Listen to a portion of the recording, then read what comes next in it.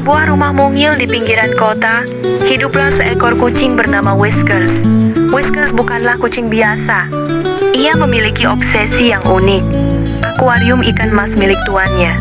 Bukannya ingin menangkap ikan, Whiskers justru menjadi penjaga yang setia. Setiap pagi, ia akan memeriksa akuarium dengan saksama, memastikan filter air berfungsi dengan baik dan tidak ada yang salah.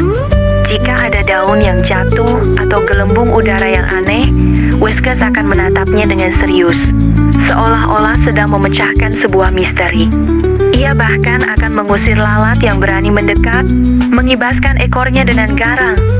Tuannya, seorang mahasiswa bernama Leo, awalnya heran dengan perilaku Whiskers.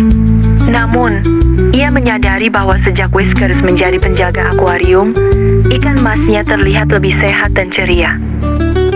Suatu hari, terjadi pemadaman listrik. Leo panik karena pompa udara mati. Namun, Whiskers tampak tenang. Ia menggosok-gosok tubuhnya ke kaki Leo, seolah memberi isyarat.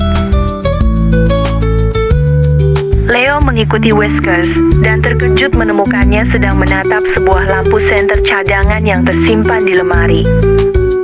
Whiskers, si penjaga akuarium, telah menyelamatkan ikan-ikan kesayangan Leo.